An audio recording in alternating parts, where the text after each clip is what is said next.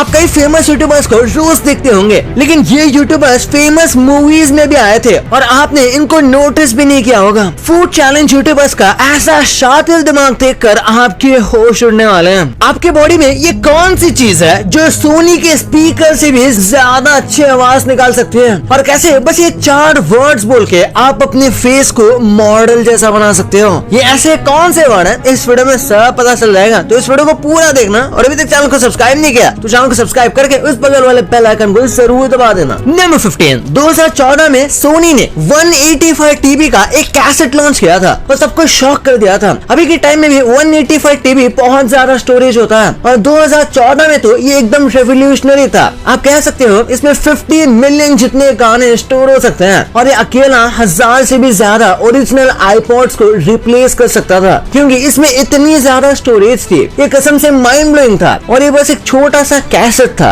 Number 14, एक बार इस photo को देखो। आप देख सकते हो इसके आसपास उगे हुए सारे बम्बू कटे हुए हैं या फिर गंदे हैं। ये अकेला ऐसा बैम्बू ट्री है जो एकदम मस्त चमक रहा है, और इसका रीजन ये है कि ये बैम्बू पैंडेमिक के दौरान हुआ था। पैंडेमिक के दौरान ये पूरा टूरिस्ट स्पॉट बंद था, जिस वजह से कोई भी इन बैम्बू ट्रीज को देखने और छूने नहीं आ सका, और इस टाइम पर उगने वाला ये ट्री इतना ज्यादा ब्राइट और हेल्दी दिख रहा है। नंबर 13, मच्चू पिच्चू पेरू की सबसे पॉपुलर सिटी है, और इसके बारे में काफी क्रेजी फन फैक्ट ये है कि ये पूरी तरीके से अर्थक्वेक प्रूफ है। इस सिटी को कई साल पहले बनाया गया था, उसके बाद भी यहाँ पर अर्थक्वेक आने पर कुछ नहीं होता, क्योंकि इसे जिस तरीके से बनाया गया था उसमें से बस स्टोन्स का इस्तेमाल किया गया है, और आपस में जोड़ने के लिए किसी भी तरीके का इस्तेमाल नहीं किया गया, जिसकी वजह से भूकंप आने पर यहाँ की बिल्डिंग अर्थक्वेक के साथ डांस करती है, और जैसे ही अर्थक्वेक चला जाता है तो अपने आप सेटल डाउन हो जाती है। थोड़ी बहुत कैजुअलिटीज हो सकती है अगर अर्थक्वेक बहुत ज्यादा स्ट्रॉन्ग हो तो। नंबर 12, कई लोग मानते हैं कि अगर आप एक ईयरफोन को अपने नॉस्ट्रिल में डालते हो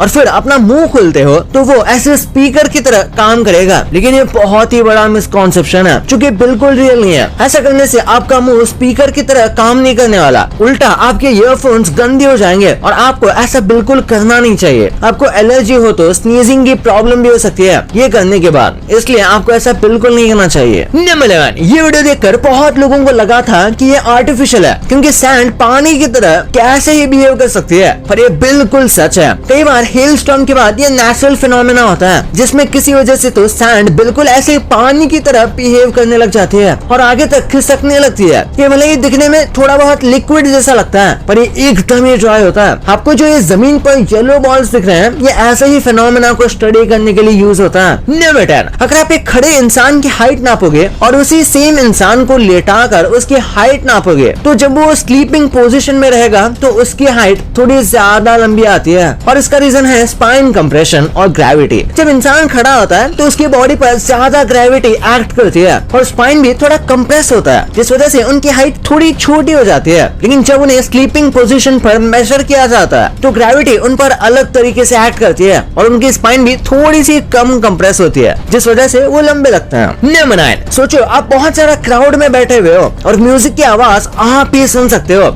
ये भी पॉसिबल है। साइंटिस्ट अब साउंड को कर्व करने की कोशिश कर रहे हैं, यानी कि साउंड जैसे वेव में ट्रैवल होता है वो उसके एंगल को चेंज करने की कोशिश कर रहे हैं, कि किसी एक पर्सन को टारगेट किया जा सके और साउंड बस उसको ही रीच करे, यानी कि पूरे के पूरे क्राउड में साउंड को कुछ इस तरीके से कर्व किया जाएगा कि वो बस आप तक पहुंच जाएगा, यानी कि टारगेट करके लोगों को साउंड सुनाया जा सकता है। नंबर 8, कंसोल गेम्स तो हम सब ने खेले हैं। इमेजिन करो अगर आप इसमें अपने प्रोग्रेस को सेव नहीं कर पाओगे तो आपको कैसा लगेगा। 1986 से पहले ऐसा ही होता था, तभी प्रोग्रेस सेव करने वाला सिस्टम अवेलेबल ही नहीं था। इसी वजह से तभी ज्यादातर लोग वन शॉट गेम खेलते थे, और फिर उस टाइम पर एक गेम को कंप्लीट करना बहुत ही बड़ा अचीवमेंट होता था, क्योंकि आप वो सेव नहीं कर सकते, आपको कॉन्स्टेंटली खेलना पड़ेगा जीतने के लिए। लेकिन द लेजेंड ऑफ ज़ेल्डा पहली ऐसी गेम थी जो 1986 में आई थी, और उसने अपने प्रोग्रेस को सेव करने का ऑप्शन दिया, और तब से ही ये सिस्टम बन गया। नंबर 7, आपको 10 बार लाउडली मा मी मी मो मू बोलना है। हमारी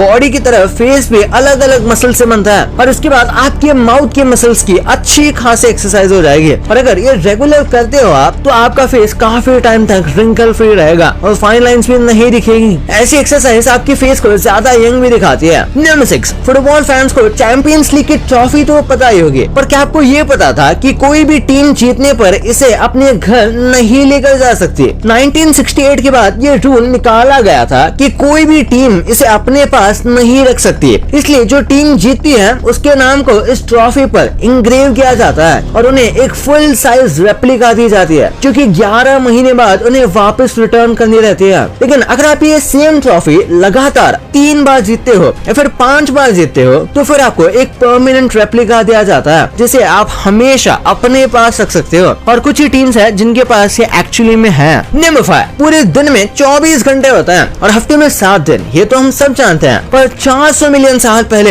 ऐसा नहीं था। उस टाइम पर अर्थ की पेस काफी अलग थी, जिस वजह से उस वक्त टाइम भी काफी कम था और दिन में बस 22 घंटे हुआ करते थे और इस वजह से पूरे साल में 400 दिन होते थे। और सिमिलरली अगर देखा जाए तो एक हफ्ते में कुछ 8 दिन होंगे। तभी वीक्स और ईयर्स का कॉन्सेप्ट नहीं था। अगर डे एंड नाइट साइकिल को देखा जाए तो 22 घंटे होंगे और इस हिसाब से बाकी सारी कैलकुलेशन करेंगे तो 8 वीक डेज और 400 दिन पर ईयर होंगे। नंबर 4, आपने अक्सर देखा होगा कि जिन लोगों को दिमाग में चोट लगती है वो अक्सर ऐसे ही खुद की बातों पर हंसते रहते हैं या फिर कुछ भी अनाप शनाप बोलते रहता है। इसे जोक एडिक्शन कहते हैं। जिन लोगों को सर पर चोट लगती है उन्हें कई बार ऐसा हो जाता है कि वो हर चीज में जोक क्रैक करने की कोशिश करते हैं और कई बार वो जोक लोगों के सामने नहीं तो मन ही मन में क्रैक करके हंसने लगते हैं और फिर हमें लगता है कि ये आदमी पागल है क्या। ऐसा क्यों होता है इसका कोई एग्जैक्ट रीजन तो नहीं है, पर ये होता है। साइंटिस्ट मानते हैं कि शायद कोपिंग मैकेनिज्म है। नंबर 3, ये टूथब्रश की फोटो देखो। इसके ऊपर ये जो टूथपेस्ट निकला हुआ है इसे आप क्या बुलाते हो? शायद आप इसे नॉर्मली टूथपेस्ट ही कहते होंगे, जैसे हर कोई कहता है, पर इस चीज का एक स्पेसिफिकली वर्ड है डिक्शनरी में और वो है नर्डल, जिसका मतलब होता है टूथपेस्ट का ऊपर निकाला हुआ ये छोटा सा पार्ट। नंबर 2, सोशल मीडिया पर फूड चैलेंजेस का क्रेज लोगों को एक्चुअली में क्रेजी कर देगा। इसके कई सारे हेल्थ रिस्क हैं और इवन रियल लाइफ इंसिडेंट है जो इसके डार्क साइड को बताता है। आपको उल्लास कमाते के बारे में पता होगा जो चिकन लेग पीस के नाम से वायरल हुए थे, पर ये जिस तरीके से ओवर ईटिंग करते हैं और खाना खाते हैं और प्रमोट करते हैं वो बिल्कुल सही नहीं है और कई लोगों को इनका स्टाइल काफी अनहाइजीनिक लगता है। फिर बात करते हैं मकबैंग कल्चर की। ये ट्रेंड दुनिया भर में पॉपुलर हो चुका है, लेकिन इसके पीछे हेल्थ रिस्क भी है। एक्सेसिव ईटिंग से ओबेसिटी, हार्ट डिसीज और डायबिटीज जैसे प्रॉब्लम हो सकते हैं। कुछ केसेस में मकबैंग आर्टिस्ट की डेथ भी रिपोर्ट हुई है ड्यू टू ओवर ईटिंग। फिर स्पाइसी फूड चैलेंजेस भी आजकल काफी ट्रेंड में है। ऐसे चैलेंजेस से गैस्ट्रोइंटेस्टिनल प्रॉब्लम्स, अल्सर्स और इवन इसोफेगस रप्चर हो सकता है और एक आदमी का हुआ भी था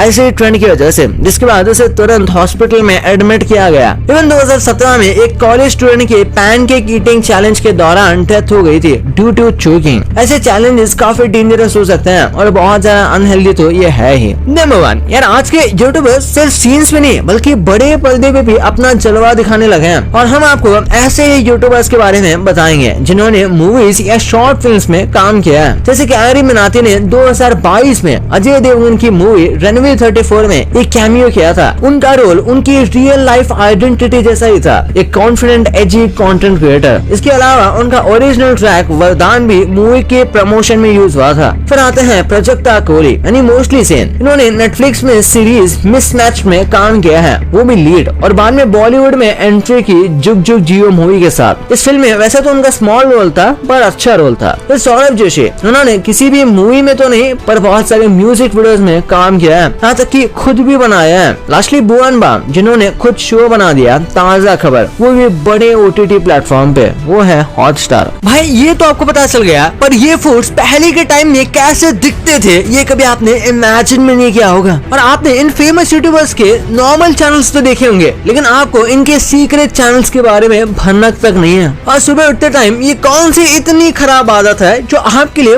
बहुत अच्छी है, ये कौन सी आदत है इस वीडियो में सब पता लग जाएगा। तो इस वीडियो को अभी जाके देखो, बहुत मस्त है। और अभी तक चैनल को सब्सक्राइब नहीं किया तो सब्सक्राइब करके इस बगल वाले बेल आइकन को दबा देना। तो मिलते हैं अगले वीडियो में, तब तक के लिए बाय।